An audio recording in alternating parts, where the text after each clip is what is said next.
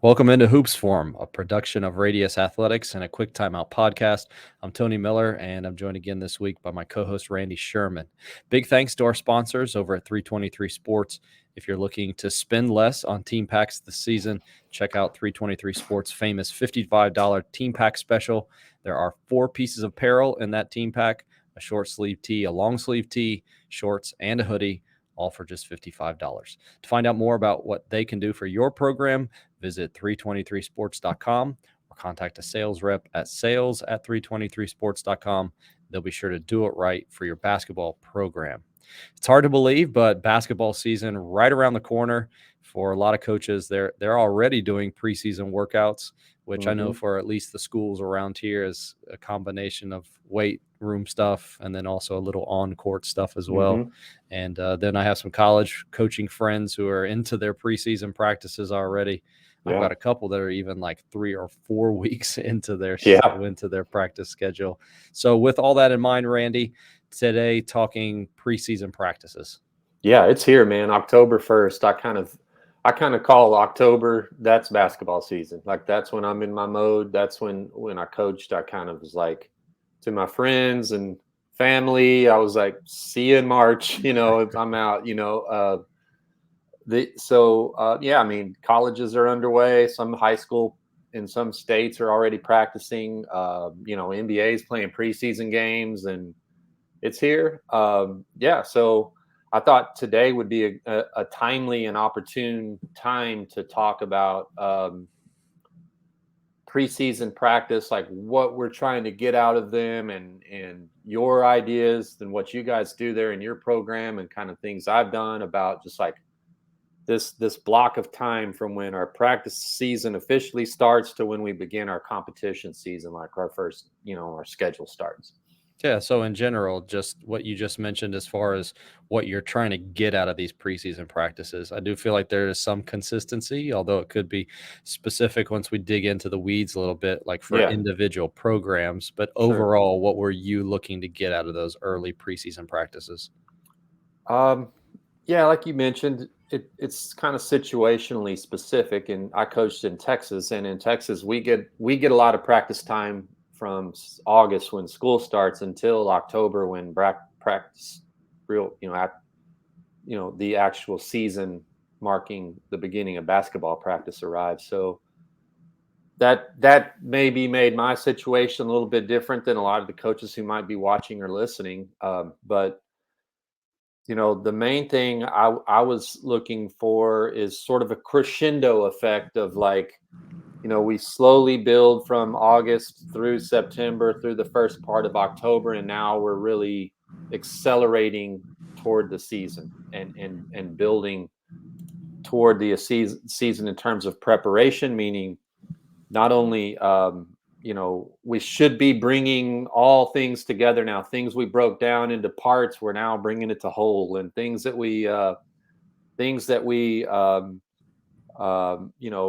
going to be like big identity pieces, like our main half court man offense, zone offense.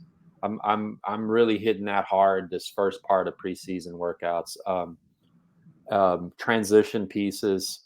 The conditioning piece is also something we could talk about as we go on today. But the main thing that I think of like this period of time, the fall, like in September, October, is like it's really the time like our team just sort of like disappears into a cave and is just working, man, like just working hard, like almost like training camp. A lot of like NFL teams or whatever, they like go away to training camp to really get that sort of feeling of like, man, we're removing distractions, we're focusing on preparing to be who we're going to be. I think informally all coaches are maybe thinking a little bit about this, but I would encourage you to think like, look, what do you got? Like, figure out what do you have that first month. And obviously that will change as the season progresses.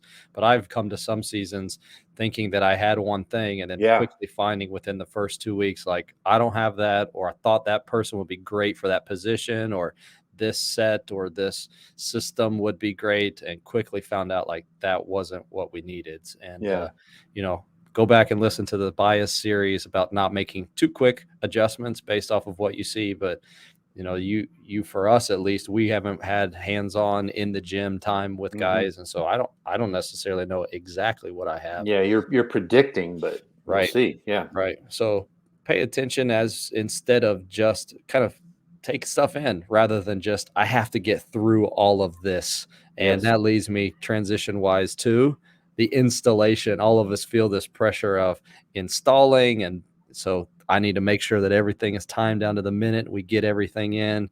You've had a lot to say about this, Randy. Your thoughts on the installation of all things? Yeah, I would say that I was recently asked a question of what's the fastest way to get our get our offense installed before our first game, and my answer was run the same one you ran last year. Like you've already kind of got that somewhat accomplished. But yeah, I do see this sort of pressure to look at, say, when we convene practice to win our first game. Let's say it may be a month in some places, it may be as little as 10 days in some places, and who knows, that could vary, right? Could be longer, could be shorter. And as like that 2 week, let's just call it 2 week window or something, is like my time to install all that we're going to do. I would say that one thing I always say about your first game date is that's a false deadline. That's not actually a deadline. You don't have to have every single thing you plan to do for the year installed by your first game date. Um, there might be a situation where you've got some basic stuff that you can exist upon in a competition. There is a minimum amount of things we need to be able to have installed before our first game. But I may not have all of my entries and options and counters, and we may have one or two ways put in to get into our offense. I know that down the road we might have three or four, but like we'll get there. And I would give coaches permission to release themselves from this pressure of feeling that their first game date is somehow some like deadline. Like you're still going to practice, right? The rest of November and in December, like you're still going to have time to finish the installation as we play. Um, I don't think that it's a deadline. I How would did go ahead. Yeah. how would that impact the structure of your practices then? Well, the structure of my practices really didn't change that much. Like from our, like I said, in Texas, we get a lot of practice time. When I coached in August, September, we had an hour a day. That was in our school day, in an athletic period. So that was basically all spent on breaking down offensive principles, pretty much just geared toward the offensive side of the ball. Along about this time, early October, we started to hit some of our defensive stuff and get that up to speed. Most of the time, that was reviewing. We already had put it in, like say the first year I came to the place or whatever. So it was reviewing and kind of like brushing up on our defensive stuff. And then our practice followed the same script. We used pre-practice to install things. That word install, we've said today, that as players are trickling out of the locker room, I might like, before we actually officially begin our like warm up and then our practice, I'm okay, there's 5 of you, come here, and we're going to walk through this baseline out of bounds. And while we're doing that, a few more guys or girls are walking out of the locker room, and we're like, okay, you get in there, we're going to put in this baseline out of bounds. And then we'll hit it in later in practice, in the formal part of practice again. But I use pre-practice to install things. But really, man, what I would say, like what I felt gives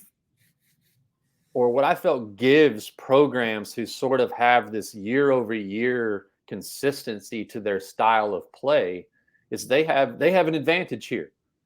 they're getting going. Their shoes are squeaking and balls are bouncing, while you, who wants to install new things all the time, is talking. And when I hear coaches, it's like there's this coaching calendar, this macro calendar coaches are on. Like let's start it in October. We install our new stuff. We play the season. We get to spring. We research something else new, and then and all spring and summer research something else new. Be that offense, defenses, both. Then we get back to October, and I've got all this pressure again of all this new stuff. I'm going to revamp everything, and I'm on this cycle of like, when do we like play with it and get dirty with it and like marinate in what we already know? And we're always replacing information. So two ways which I felt like having that sort of sameness year over year helped us get a competitive advantage. One, while you're busy installing, which in practice, in actuality of the practice, sounds like coaches talking. Okay, guys, get on these spots. I'm going to show you that I'm with my program in another gym. We're working, or we're skill developing, because we don't have to do all this new information input.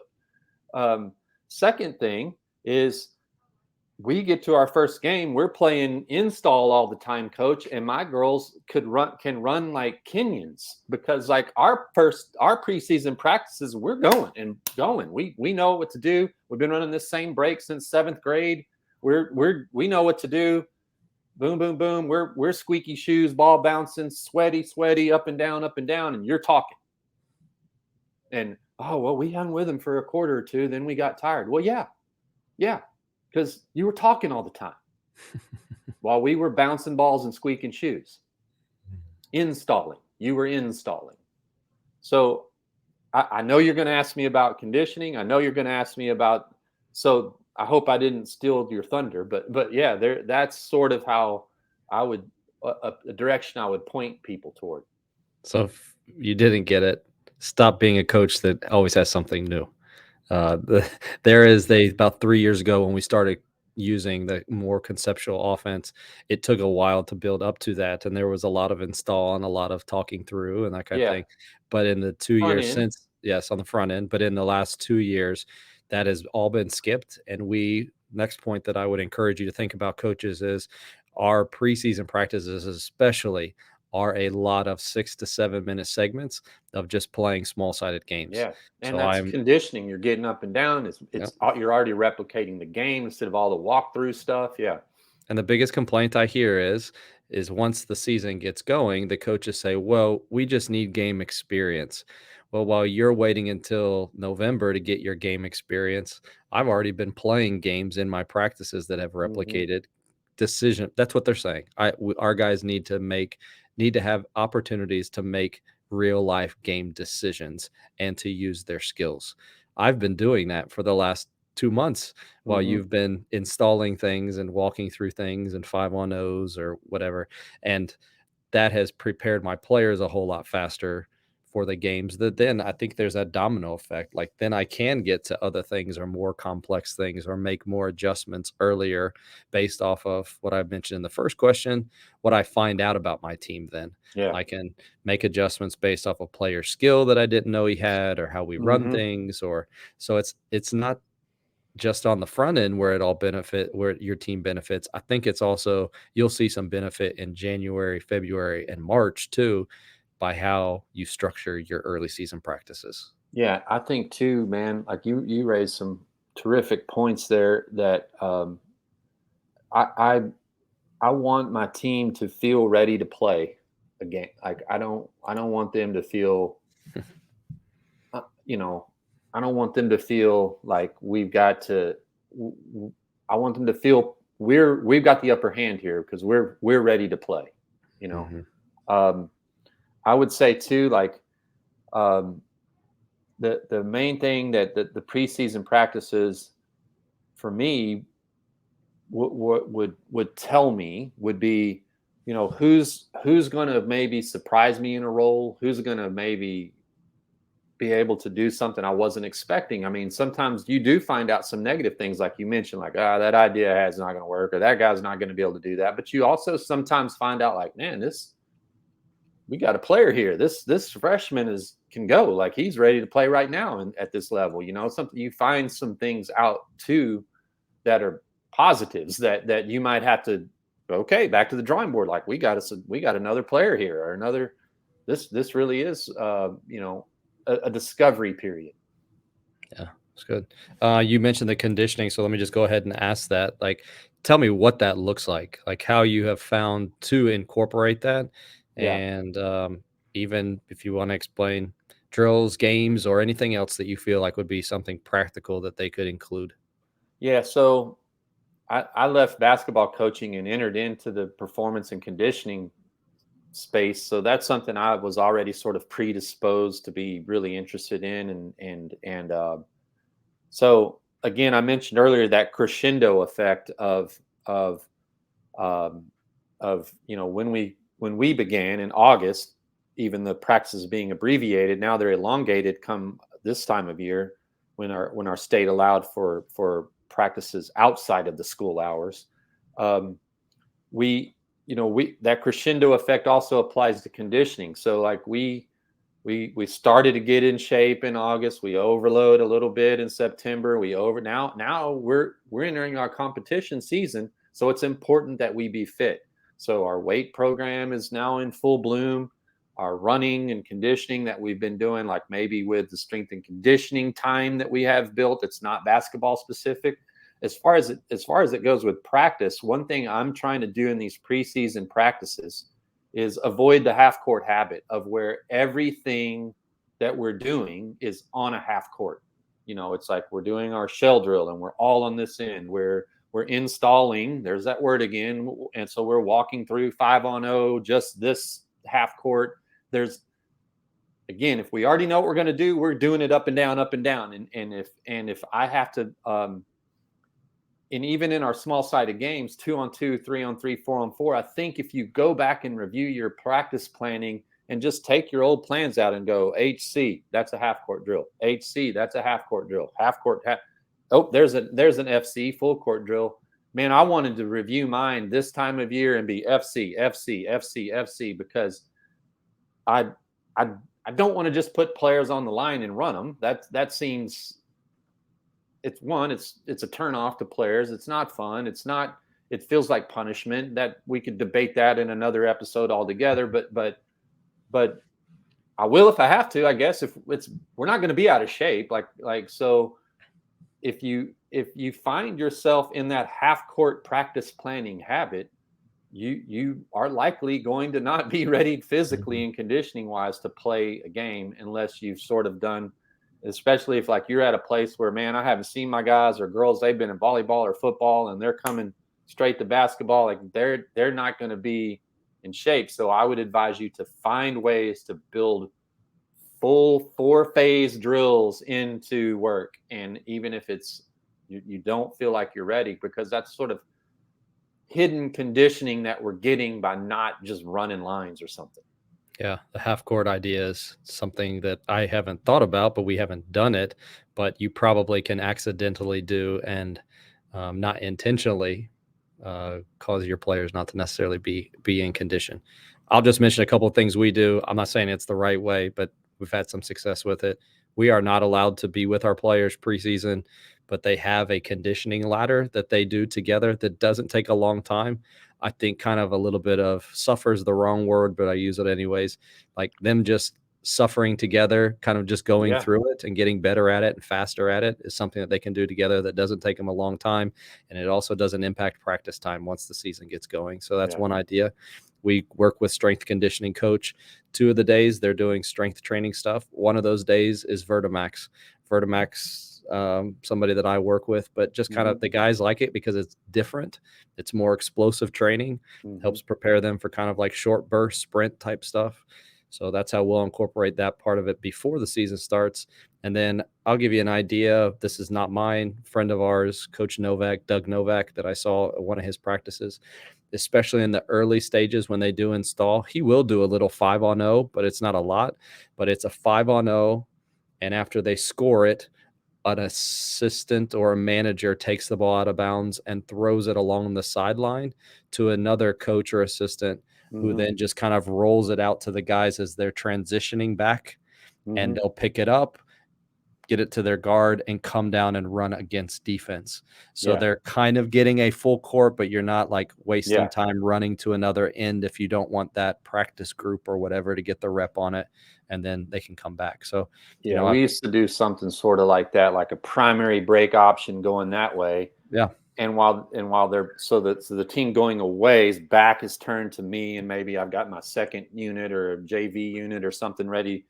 They're going that way, doing a primary break option, and they come back. I'm going to have stepped on a defense now, and now they're probably, since we've got a match situation, no transition advantage, we've got to get deeper into our offense against it, and then the team that was on defense, they're going to either get scored on a rebound, they're going to go down on air to kind of work on maybe an on air option, then come back, and then there's another team have stepped on, and we just sort of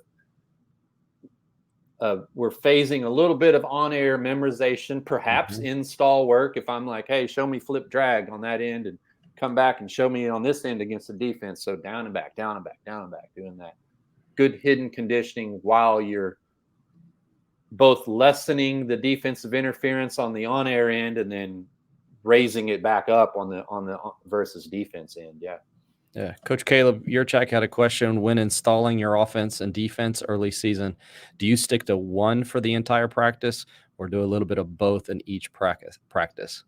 So I wonder if he means, do you stick with one, meaning do I stick with offense the entire practice? No, no, I do not. I would kind of, what a lot of coaches do and what I have done is they'll segment sort of like an offensive first hour, defensive second hour, maybe the offensive first 30 minutes, defensive second 30 minutes, and then bring it all together for 30 minutes.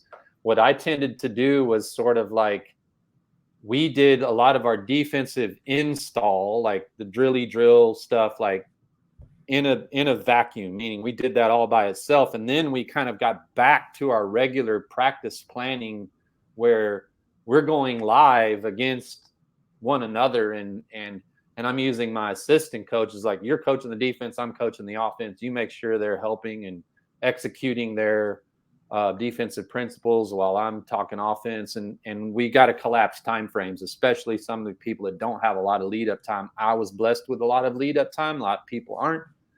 You got to collapse time frames. So I would advise Caleb, work on both in segments, but even better, work on both simultaneously and use your staff and your human resources to, like, we gotta get going here and coach our defense.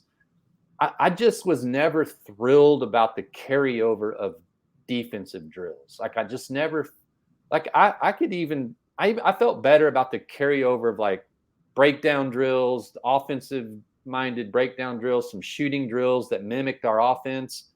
But I, I felt okay about the carryover of those, but I felt terrible about the carryover of defensive drills, like closeout drills and, shells and things like that. I, I might concede, and my behavior suggested that I believed they were worthwhile because I put them on our practice plan. But man, I'm trying to get through that as fast as possible. I'm using that to introduce information, and then I want to get it back in the battlefield where we're going against a live offense, live defense. We're making defensive mistakes, and we can coach through them in a game-like situation. And that's the number one feedback I've heard from coaches that are coaching in games is the ability to practice both sides of the ball at the same time. All of us are always complaining about how little time we have before the first game. So if you want to maximize your time, then work on everything at the same time. And I Yeah, know that can be difficult if it's you by yourself or you and just one other, but just getting the reps, even if you can't quote unquote catch everything, allows you to kind of get the experience on both sides of the ball that I think I have found our players are more prepared than for once the games actually come. You're not saying, oh, wow, we've had the opportunity to work on our offense, but just because we've gone through everything and installed and been on air the whole time, our defense really stinks right now. So I'm going to have to wait until I'm going to have to live with it. Don't feel like you have to live with things. yeah, Play more games. All right, next one that I want to yeah. add and talk about. talking about focusing on opponents, Right. because there's always this, to your point earlier, about like this looming date that you feel, even not necessarily that you have to have everything installed, but like there is an opponent coming. When do I get ready for that? Because I feel the weight of still, we don't even know who we are. How do I get prepared for somebody else? Yeah, man. That's real. I get it. You know, I would what I always tried to do. I don't like to speak like I'm preaching to coaches. I just tell what I did. That's what I did. Is like I would look at our first game date. Let's say it's on a Tuesday of a week. That's typically when it was. So, we've got our preseason practices that, and including Saturdays, and then sort of maybe like back up 2 to 3 practices from that first game date, and then perhaps like we got a game to get ready for, so we've got to make sure that we have at least got a little bit deeper into what I call special teams, like sideline out of bounds, baseline out of bounds, zone offense, press offense. Like we don't know if we're going to get pressed or zone. I could look at them last year, but coaches change and teams change, so I don't know necessarily what exactly I'm going to see. And um, so, you know, 2 or 3 days practices max for me. That's just for me. And a lot of that wasn't necessarily presented to my team as like, okay, now we're making this mental shift of working on us to sort of preparing for the game. It was just like, I kind of got a sense of what this team might do. Maybe I saw them scrimmage or something like that. And I'll just sort of tailor our practices to match what we might see from that opponent, somewhat, But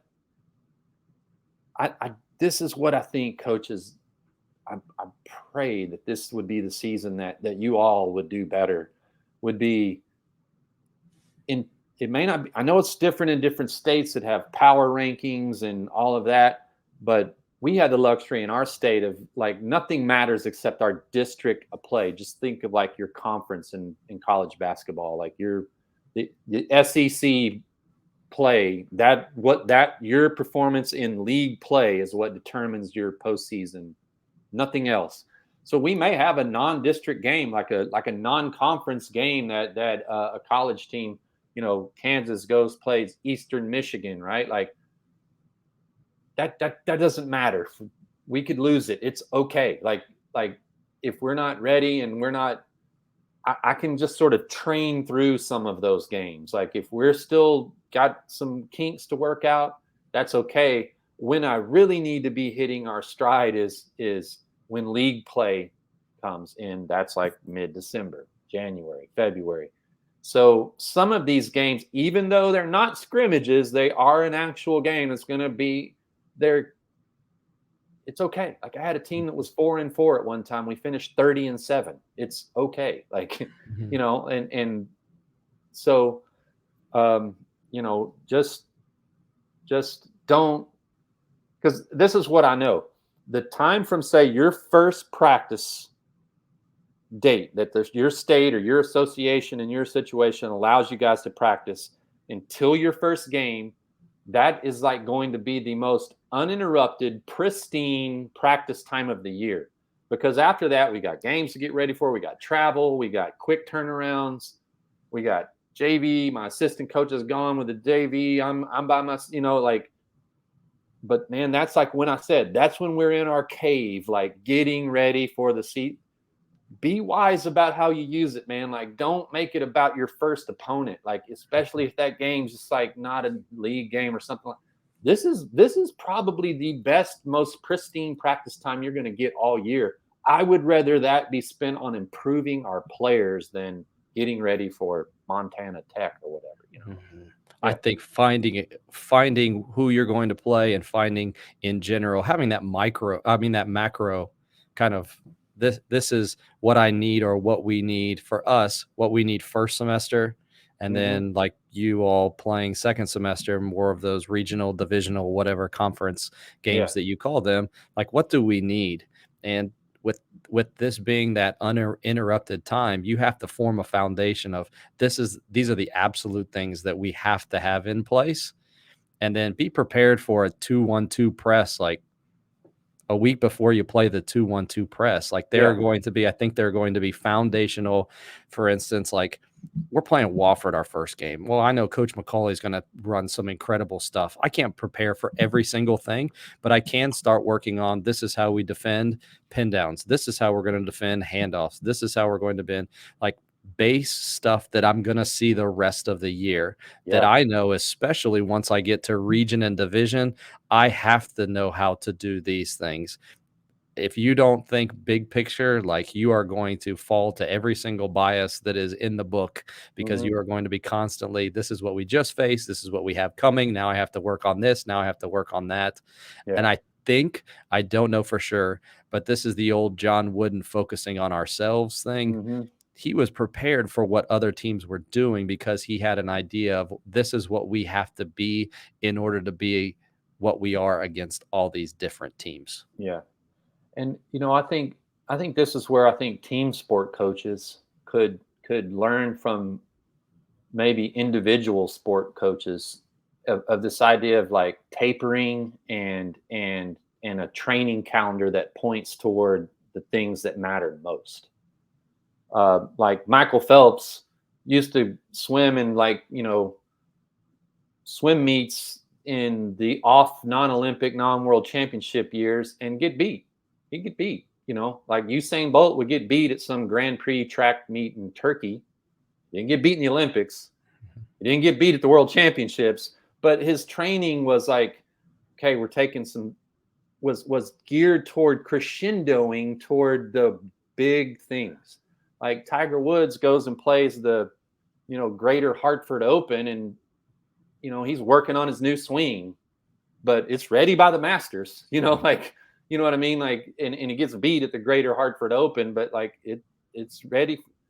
You've got to sort of like it be okay with not being okay yet. Like it's okay. Like but we're crescendoing toward this the meaningful part of our schedule. And I know that might be hard for some because we just don't want to not be completely a fully formed unit yet, but like man, it's okay to peak later in the season. Like it's so that wouldn't that be what you wanted, right? Like that's what I always try to hold back.